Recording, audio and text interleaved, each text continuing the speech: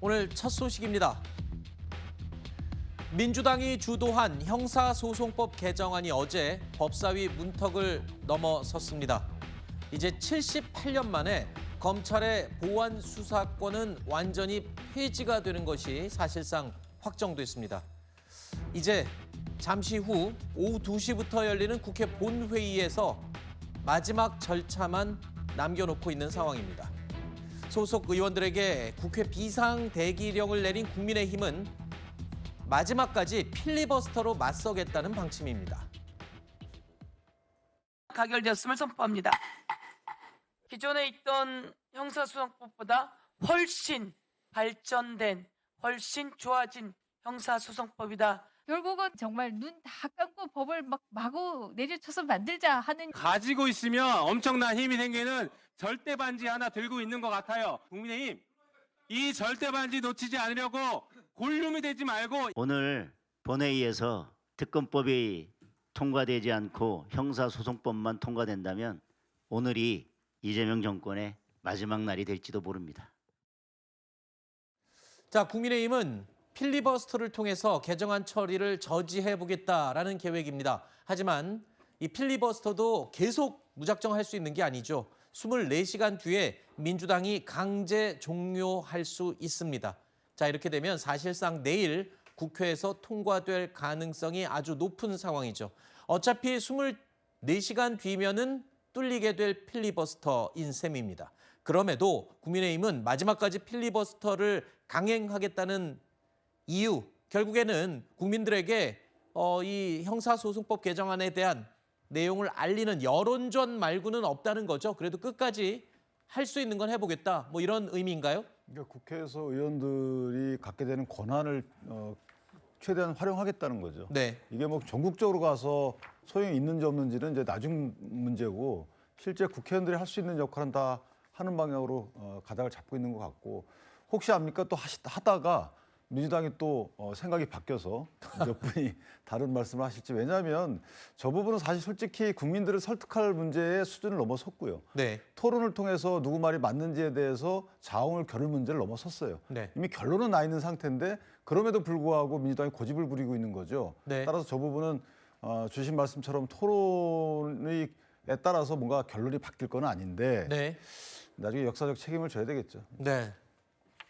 혹시 압니까? 중간에 민주당이 마음을 바꿀지도 라고 잠깐 언급하셨는데 바뀔 이유는 없죠? 예, 바뀌지는 않을 것 같고요. 네. 이제 말씀하셨던 것처럼 시간적 한계는 분명히 있습니다. 10월 2일 날 수사와 기소가 분리돼서 조직이 출범하기 때문에 네. 지금 이런 어떤 세부적인 형사소송법을 개정하지 않게 되면 훨씬 더 큰 혼선이 올 수밖에 없다는 점이 하나인 거고요. 민주당이 죄송한 건 정부안이 2월 달에 나왔습니다. 네. 그러니까 보안 수사권 문제가 쟁점화될 것은 뭐 익히 알았던 것임에도 불구하고 네. 이런 부분들을 국민들과 충분한 토론 또는 야당과 충분한 토론을 하지 못했다라는 점에서는 네. 저는 민주당도 스스로 자성할 필요가 있다라고 생각을 하고요.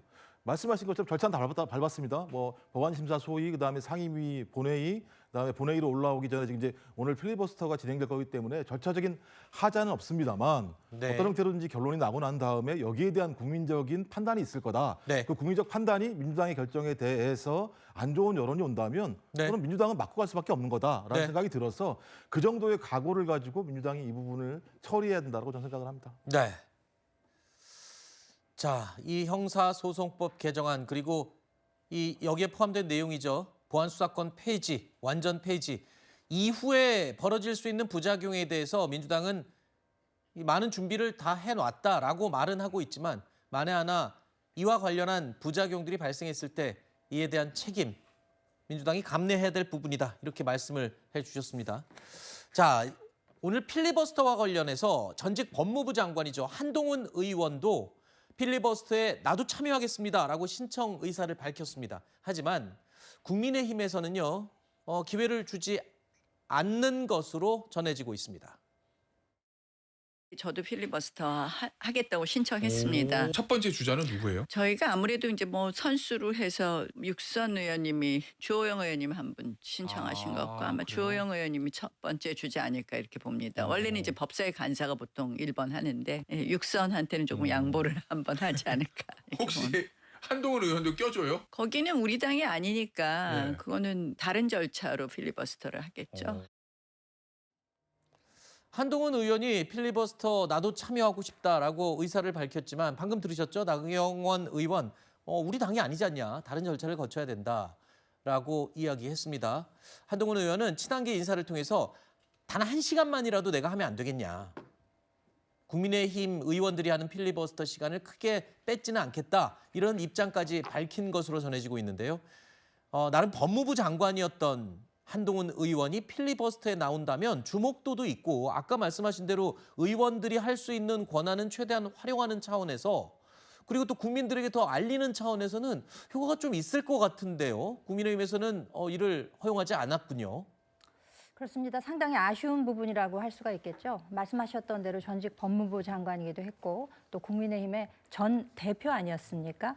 그리고 이 상황에서 지금 사실 지난 문정부 이래로 검경 수사권 조정 이래로 그러니까 검수완박 검찰로부터는 수사라는 글자가 들어간 것은 모두 빼앗아야만 이것이 절대선이며 그리고 절대 반지다. 뭐 이런 방식으로 지금 온 것이기 때문에 오늘 형사소송법 개정안에서 보안 수사권까지 완전히 폐지되는 이것에 있어서는 저는 한동훈 의원이 이야기할 바가 그 누구보다 많은 사람 중에 하나라고 분명히 여겨집니다. 네. 그렇다고 하면은 지난번에 그 천하람 의원의 경우에도 필리버스터를 한 적이 있었거든요. 네. 그러니까 범야권에서 만약에 논거를 가지고 주장을 하는 데 있어서 국민적 관심도도 그렇거니와 본인이 검사로서 20년 이상 재직해온 그런 여러 가지 경험으로 볼 때도 이에 관해서 그 이상 설득을 잘할 사람이 없음에도 불구하고 네. 사실상 국민의힘에서 이 기회 자체를 주지 않는 것에 대해서는 아마 본인은 굉장히 아쉬운 마음을 갖지 왜 안 않을까. 줬을까요? 기회를 국민의힘은. 글쎄요, 뭐 개인적인 구원이 있는 분들도 있겠습니다만